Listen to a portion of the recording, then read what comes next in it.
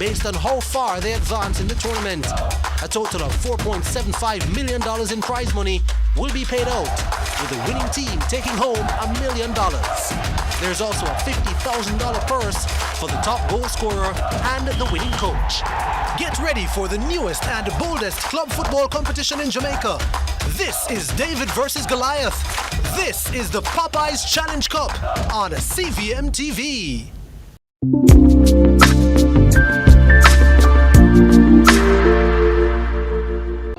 Nurturing businesses with support and services to help them grow and bloom. The time by Sagicor Bank is 7 o'clock. CVM News at 7 headlines Thursday, brought to you by Guardian Life. Live secure, live easy.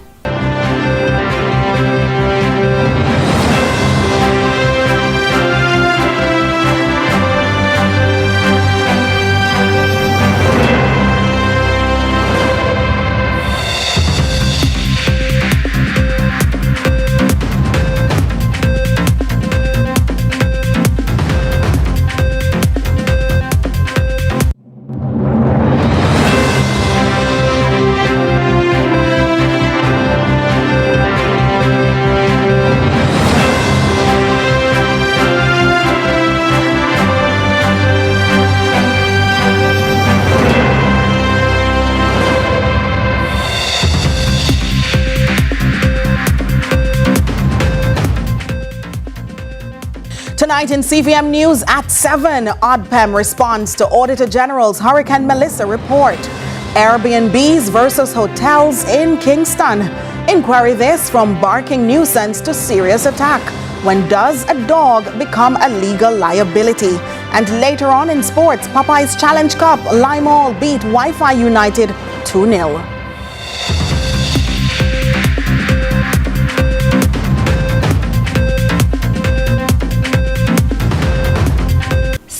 News at 7 headlines Thursday, brought to you by Guardian Life. Live secure, live easy.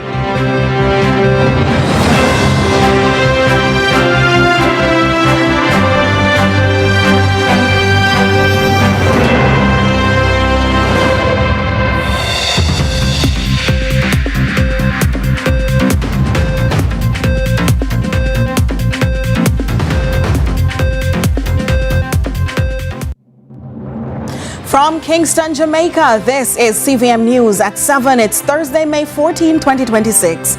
I'm Nika Lewis. Thank you for joining us. For years, short-term rentals, including Airbnb-styled properties, are said to have been given an uneven advantage over traditional hotels, as they've been avoiding tax payments that are required to be paid by hotels. Recently, as part of the government's broader revenue measures for the 2026-2027 financial year, short-term rental accommodations have been slated to pay a 15% general consumption tax, GCT, starting April 1, 2027.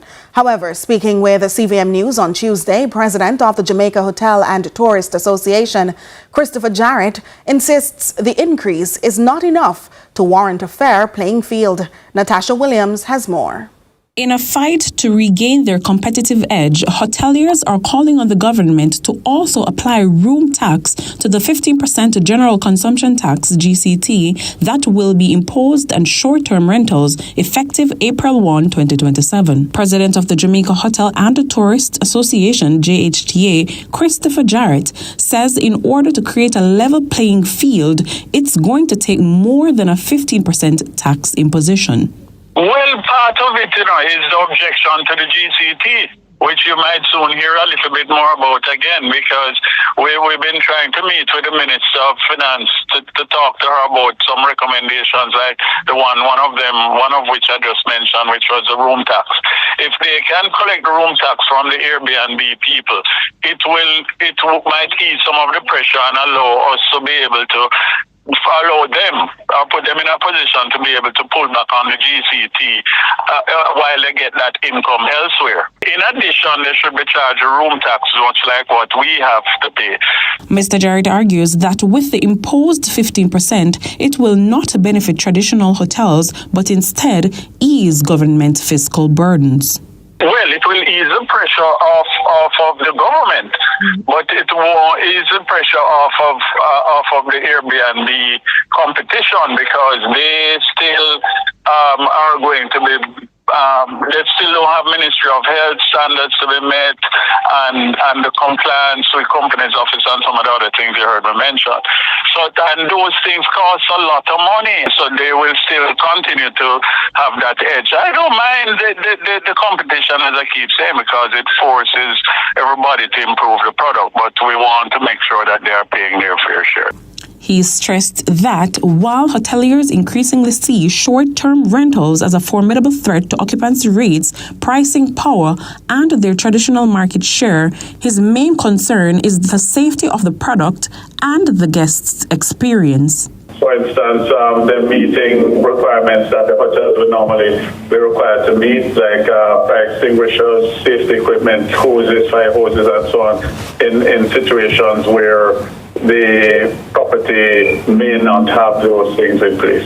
And to look at all the things like health concerns that the Ministry of Health would require hotels to meet, and so on. So these are issues that we just want to ensure that we, the JHTA, want to ensure that the playing field is level. That's always been our argument. We have no fight with Airbnb per se, or short-term rentals. Noting that the shift to Airbnb spaces have become more prevalent in recent times due to its convenience and ability to access the space freely, Mr. Jarrett maintains that traditional hotels offer a safer space to guests, and that's paramount in positively contributing to branded Jamaica.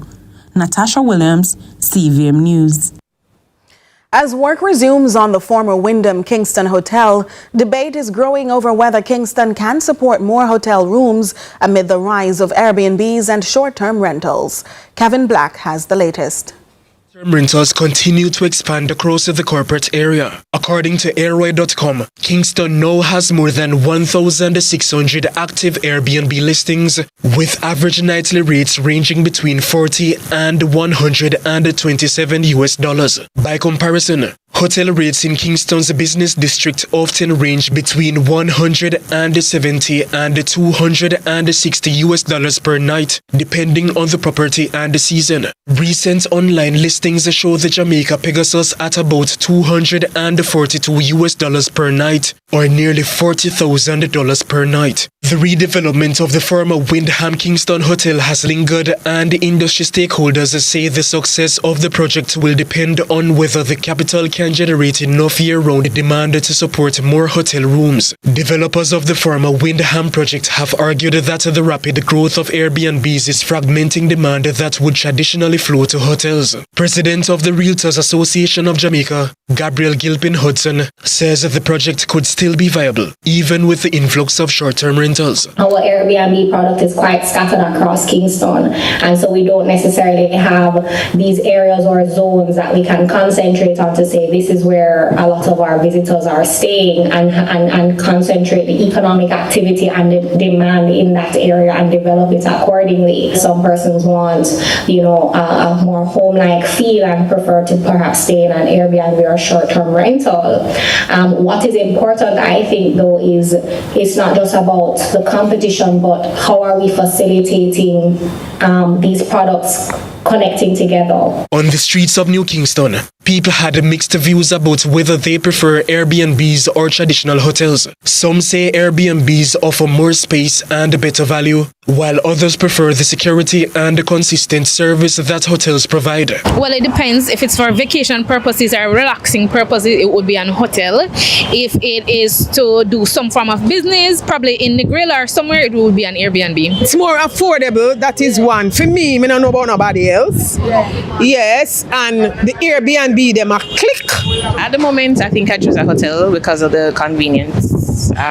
You don't have to think about anything, just get up and go basically and enjoy whatever it is that you want to enjoy for the period of time. While Airbnbs continue to expand across the corporate area, Gilpin Hudson does not believe they are the main reason for delays surrounding the additional room the hotel could add. Since the former Wyndham ceased operations in over a decade ago, at least 4 major hotels have been added to the corporate area. Gilpin Hudson says Kingston must continue to position itself as both a business and a tourism destination to create consistent demand for visitors. It definitely is a very welcome signal in the real estate and hospitality market.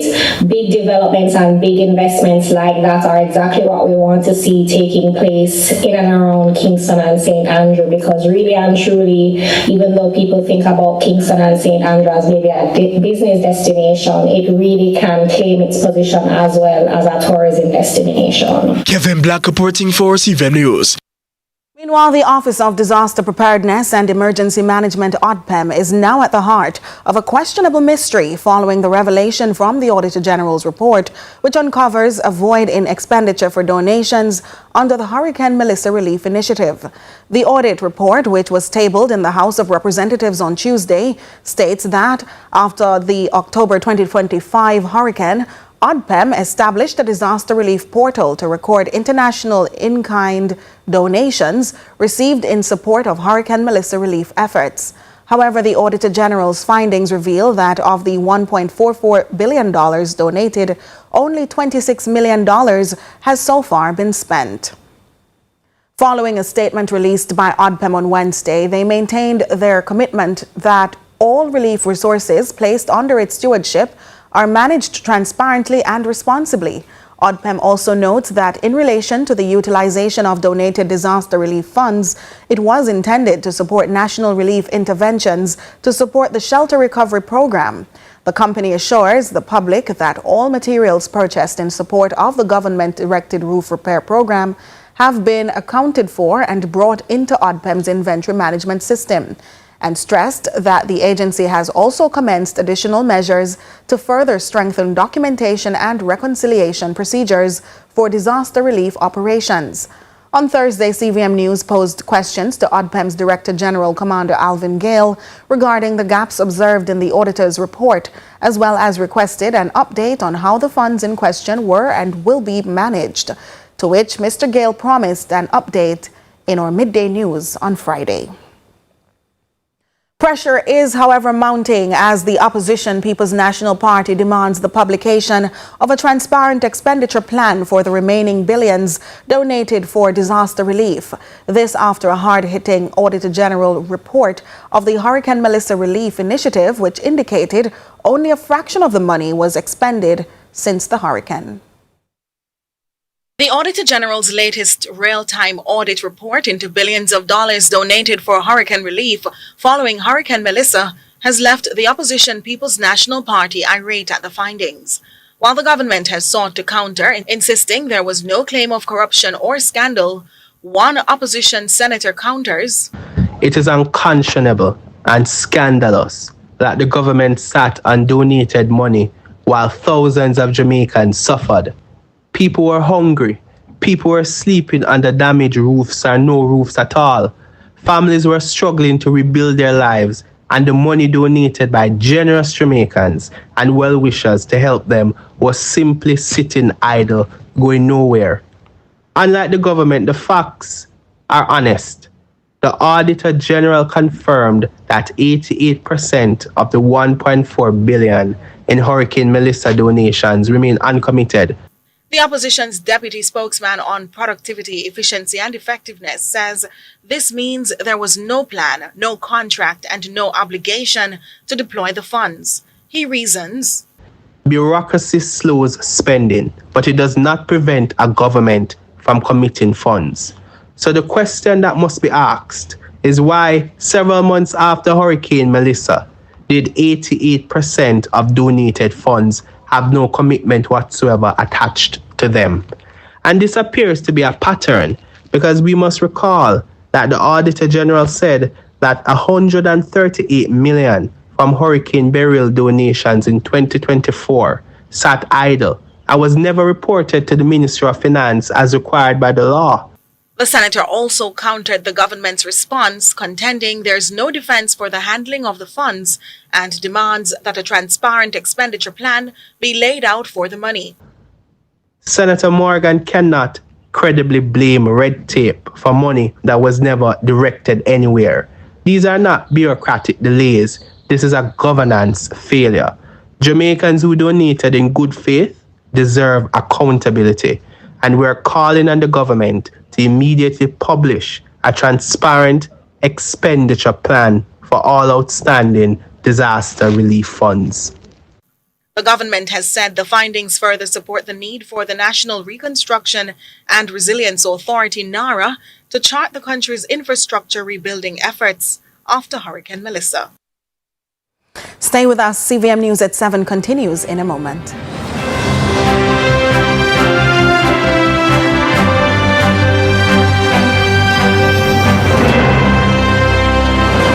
CVM News at 7 Headlines Thursday, brought to you by Guardian Life.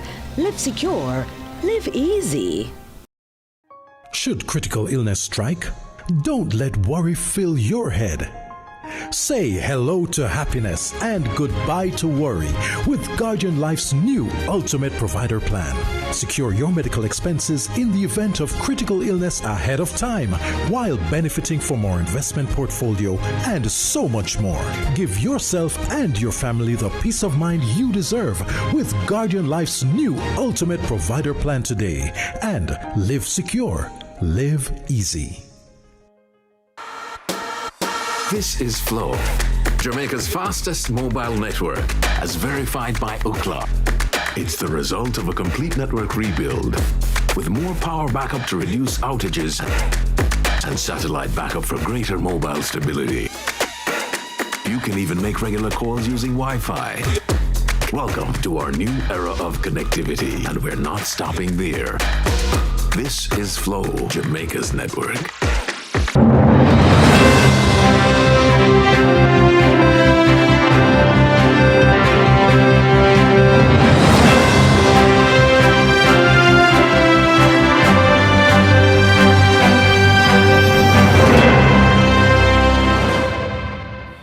Thanks so much for staying with us. Hurricane Melissa was not the only climate shock that Jamaican fishers have had to deal with. But according to Minister of Agriculture, Fisheries and Mining Floyd Green, with over 3,000 boats damaged, it felt the most severe. This is why he specifically updated the fisheries arm of the sector on technological advancements available, training and visions of growth plans the ministry has in store for Jamaican fishers. More now from Crystal Williams. According to Minister of Agriculture, Fisheries and Mining, Floyd Green, the next hurricane season is not something to be feared, but to be prepared for. During his post-sectoral address, the minister announced that the National Fisheries Authority, NFA, has invested up to roughly $200 million in growing the markets and production capacity of tilapia stock, freshwater prawn, sea moss, and oyster farmers for the rest of this year. But probably our most exciting project is our cage project, right? We have a vast amount of sea. We consume significant amount of seafood.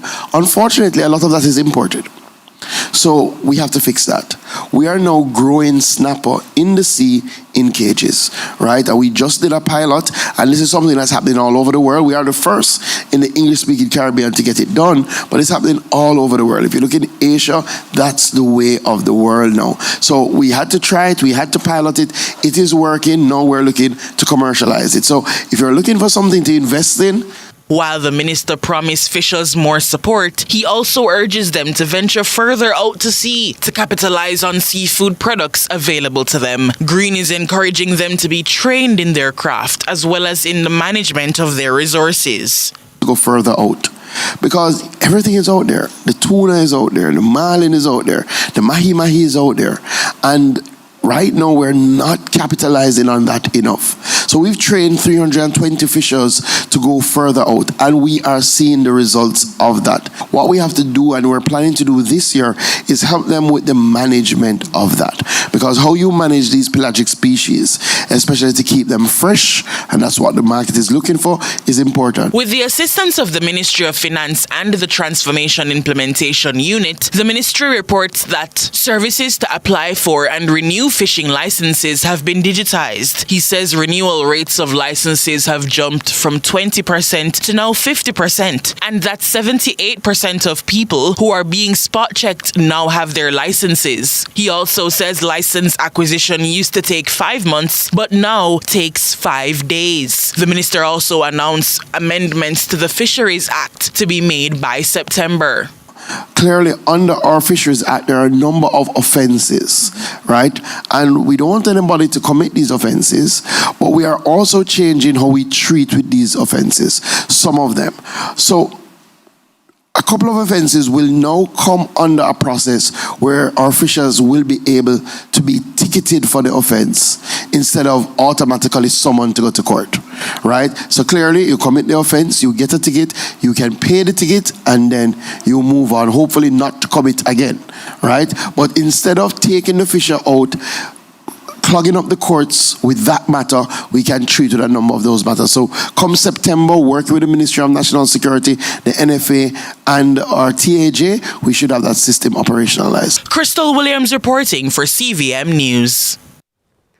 Hundreds of Western Hanover residents are one step closer to rebuilding their lives following the devastation of Hurricane Melissa. On Thursday, Member of Parliament Heather Miller Bennett teamed up with several government agencies to host a major recovery fair at the Lucy United Church.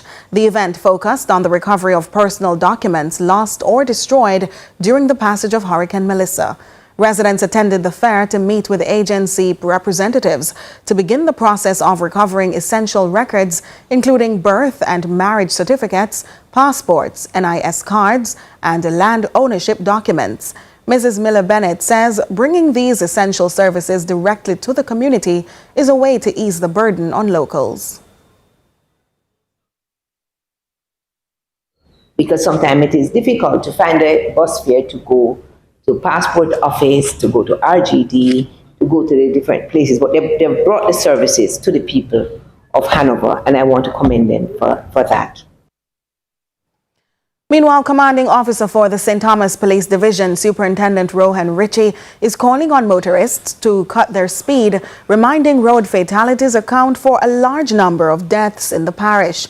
Speaking at a recently held municipal corporation meeting in the parish, Superintendent Ritchie charged especially young drivers to take it slow on the nation's roadways. We have had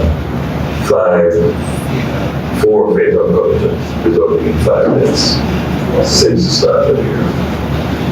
And we can't overemphasize and we're working for people that they're to take their time on the authorities. And I wanted to also be made aware that the age group of those who are involved in accidents, young people, that pushes the limit of the machine that they're driving. The commanding officer says while the mandate of the force is to save lives, they have since been sensitizing the public through public education campaigns and forums. He says more police have also been deployed throughout the parish to monitor traffic. The police are therefore asking for citizens to maintain a great partnership with the lawmen so as to ensure a greater level of communication and effective intelligence gathering.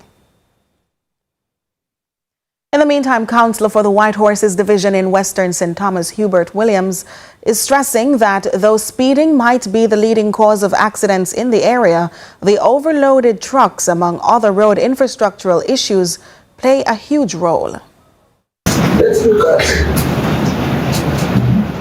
road fatality in the parish versus that of homicides.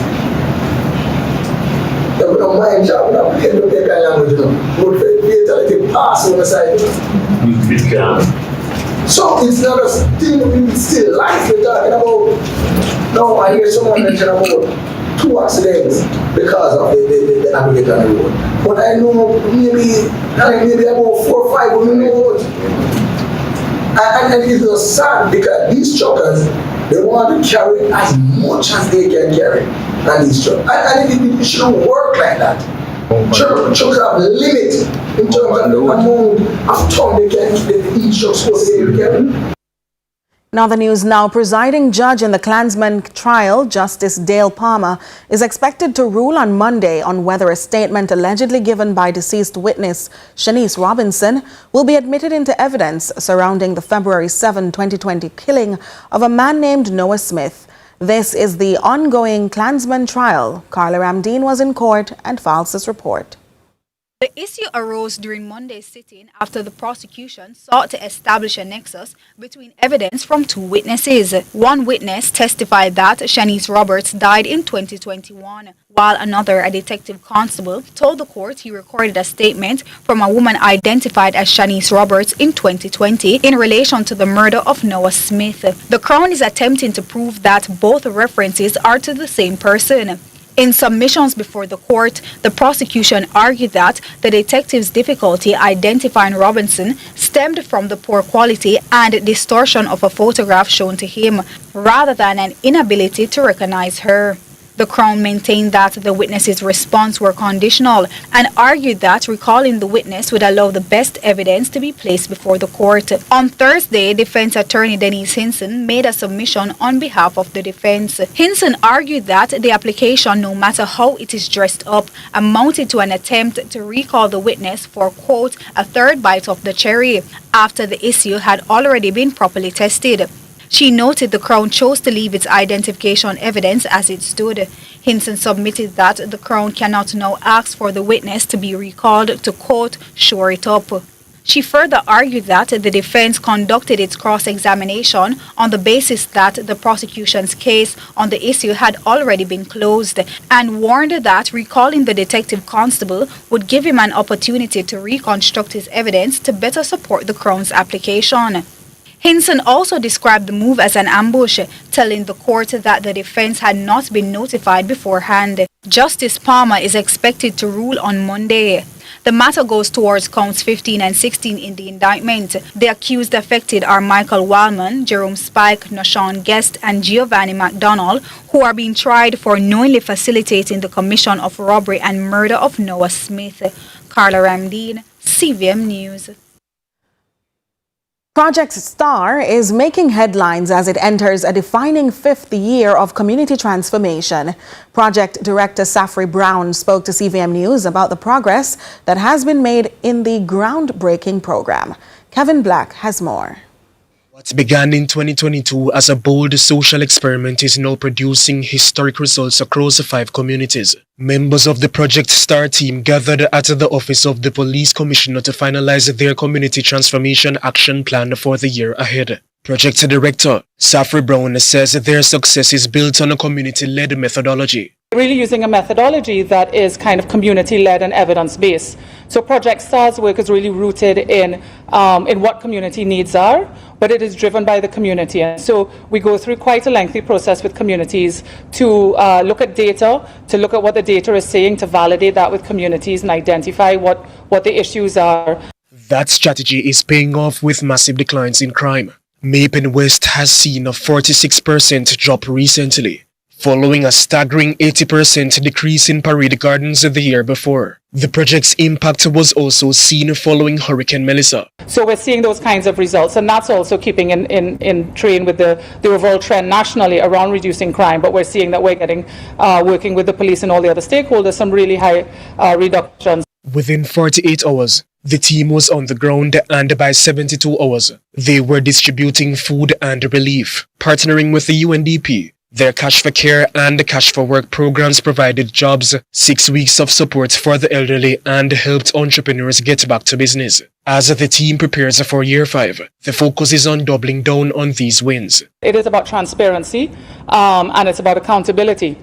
And we were very clear that we wanted to be very transparent and very accountable. So, for example, if you go to our website at projectstarja.com, all our reports are on there. We do reports every quarter, and then we do an end-of-year review. With the Year 5 plan now in motion, the Project STAR team says they are ready to turn these short-term gains into a permanent blueprint for a safer Jamaica. Kevin Black for CVM News. More news right after these.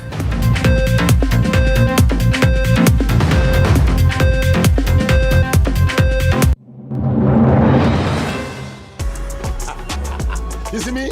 Me love my food and my ketchup run the flavor in so many ways. Miss Power, I want to turn up your food, sir. My secret ingredients, just tomato ketchup, run the flavor. Richer, thicker, and more affordable. Give me one ketchup.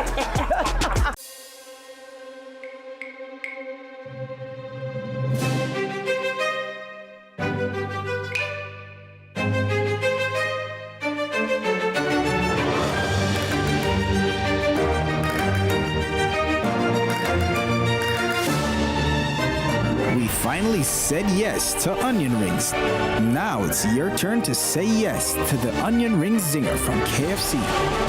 KFC, it's finger licking good. Say yes to the new onion ring zinger from KFC. The time by KFC is 7:30.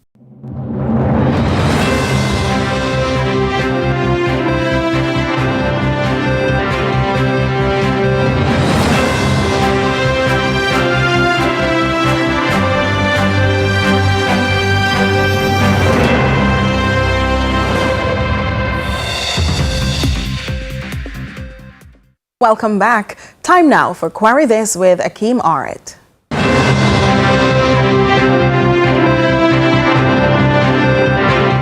Barking dogs are something many people across Jamaica have grown accustomed to.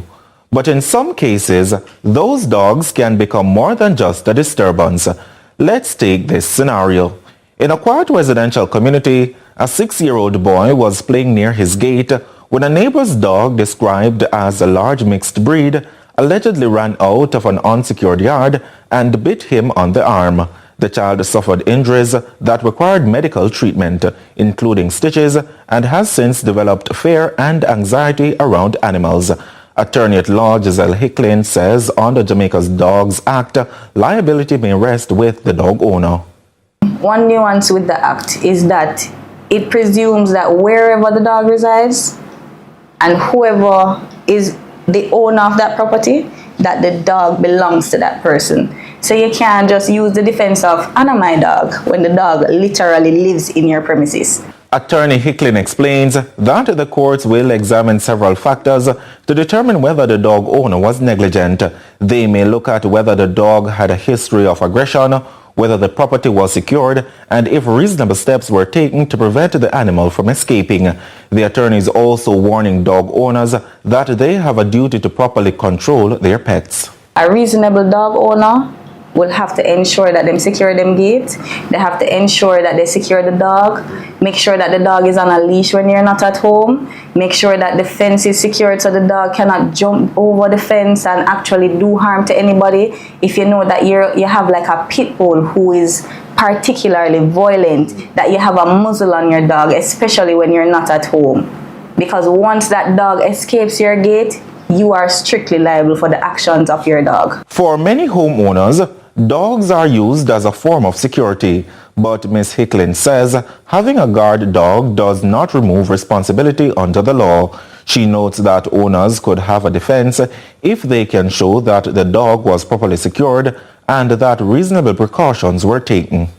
Ensure that you have a fence that is high enough to keep your dog within the boundaries of your home, because one defense that can be used is if somebody trespasses onto your property. Once that dog injures somebody that has trespassed or was not authorized to be there, you have a defense in relation to this act. Dog owners, ensure your animals are kept in secure environments to prevent harm to members of the public and to avoid possible legal action. That's all the time we have for Query This today. If you have a legal dilemma or concern you would like us to query, send an email to audit@cvmtv.com. For Query This, I'm Akeem Jarrett.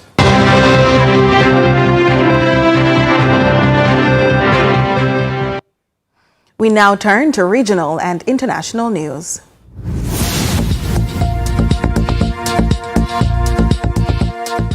We begin with news in the region. According to Energy Minister Vicente de la Olevi, Cuba has completely run out of diesel and fuel oil. In an interview with state-run media, the minister says there were limited amounts of gas available, but that Cuba's energy system was in a critical state as a US-led blockade of oil squeezed the country's supply. We hear more from the BBC News. We saw hundreds of angry Cubans pouring onto the streets in several neighbourhoods late on Wednesday. You can see them here. They're so angry about these fuel shortages. They've blocked roads. They burnt rubbish on the streets. As you can see, this marks the biggest single night of demonstrations in Havana since the energy crisis took hold in January. In international news, Philippine police have detained one person following a shootout inside the Senate building during an apparent attempt to arrest Senator Ronald De La Rosa, who is wanted by the International Criminal Court for Crimes Against Humanity. More from Al Jazeera.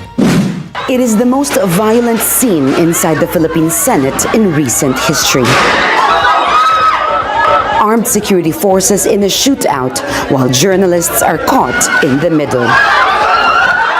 It all began after Senator Ronald De La Rosa, who's wanted by the International Criminal Court for crimes against humanity, turned the Senate into a sanctuary, avoiding attempts to serve the warrant. A place long associated with civility and honor had become a battleground. We were escorted out of the building. Authorities told us the premises had to be checked. But 7 hours later, De La Rosa had escaped. In the meantime, British Prime Minister Keir Starmer is fighting for his political survival.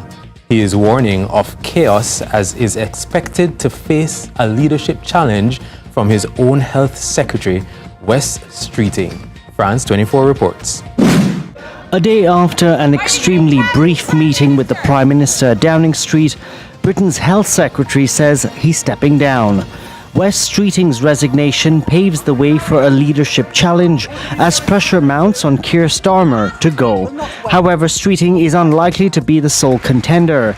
The Labour Party's Angela Rayner may also throw her hat in the ring after she was recently cleared of wrongdoing in a tax investigation that saw her pushed out of government.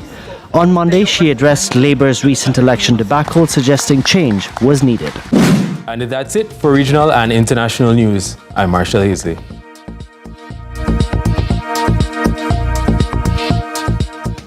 Up next, sports with Jordan Ford. Stay with us.